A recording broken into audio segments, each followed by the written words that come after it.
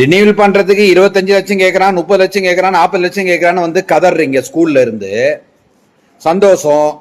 ஒரு லஞ்ச பணம் வாங்குறான்னு சொல்லி நீங்க வந்து பப்ளிக்கா சொல்றதுல ரொம்ப சந்தோஷம். அவங்க மீது தக்க நடவடிக்கை விஜய் முதலமைச்சர் அவர்கள் எடுப்பார் என்ற நம்பிக்கை எனக்கும் உண்டு.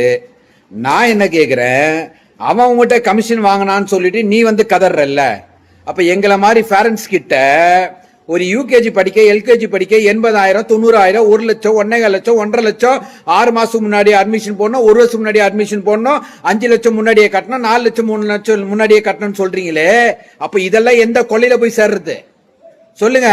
எந்த கொள்ளையில போய் இதெல்லாம் சேர்றது? உங்களுக்கு ஒரு நியாயம், எங்களுக்கு ஒரு நியாயமா? உங்களுக்கு வந்தா தக்காளி சட்னி, எங்களுக்கு வந்தா ரத்தமா? இல்ல உங்களுக்கு வந்தா ரத்தமா, எங்களுக்கு வந்தா தக்காளி சட்னியா? சொல்லுங்க, நியாயத்தை சொல்லுங்க.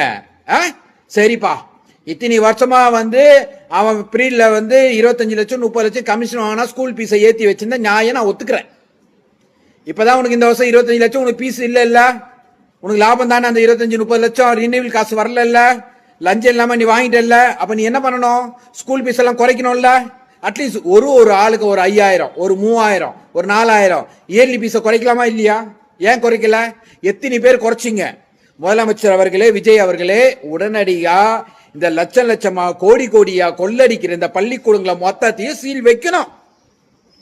நீங்க வச்சாதான் உண்மையிலேயே மக்களுக்காக நீங்க இன்னும் செய்றீங்க நாங்களாம் நினைப்போம்.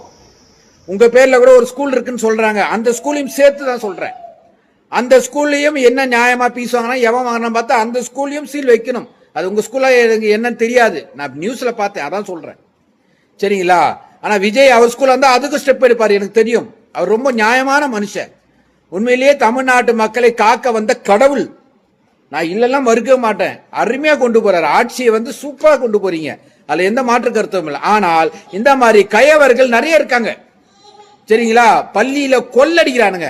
முதல்ல வந்து ஸ்ட்ரிக்டா ஆர்டர் போடுங்க. கல்ச்சர் என்ற பேர்ல நடிகைகளை கூப்பிட்டு வந்து அதை கூட பாருங்க, இவனுங்க கோடி கோடியா காசு வாங்குறானுங்க, லட்சம் லட்சமா பீஸ் வாங்குறானுங்க. அந்த கல்ச்சர் ப்ரோக்ராம் சொல்லி ஒரு ஸ்டூடெண்ட்ஸ் கிட்டே 2,000 கொடு, 5,000 கொடு, 4,000 கொடு புடுங்குறானுங்க. இதெல்லாம் என்ன அநியாயம்? இந்த பணத்தெல்லாம் எங்க எடுத்து வைக்க போறீங்க? ஒருத்தர் எடுத்து பிணவரையில பணம் வச்சிருந்தாரமே, அந்த மாதிரி எடுத்து பிணவரையில வைக்க போறீங்களா? அதை பாரு, செத்தினா ஒண்ணுமே கிடையாது. பாரு, நல்லா இருந்தா நைட்டு படத்தான் காலைல ஏந்து வாங்கி மரம் பட்டுன்னு போயிட்டாரு பாக்யராஜ். அவருக்கு இல்ல சொத்து, அவரு நல்ல மனுஷன் தான், செத்துறாரு பத்தியா? இந்த மாதிரி தான்டா பட்டு பட்டு பட்டு பட்டு பட்டு நம்ம ஹார்ட் அட்டாக்ல போய் நிக்குது.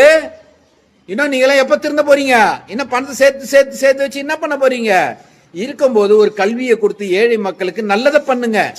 சரியா? கொள்ளை அடிக்கிற இந்த கல்வித்துறைகளை நம்ம முதலமைச்சர் விஜய் கொஞ்சம் கண்டுக்கணும்னு என்னோட ஆசை. தயவு செய்து கண்டுப்பீங்கன்னு நினைக்கிறேன். சரியா? மக்கள் ரொம்ப பாதிக்கிறாங்க சார். ஒவ்வொருத்தரும் ஒரு குழந்தைங்களை படிச்சு வெளில வருதுங்காட்டியே 10 லட்சம் 15 லட்சம் 20 லட்சம் கடங்காரனா இருக்கான். கல்வி சார் இலவசமா கிடைக்க வேண்டிய கல்வி இன்னைக்கு பாருங்க பண லட்சமா போகுது. காரணம் என்ன?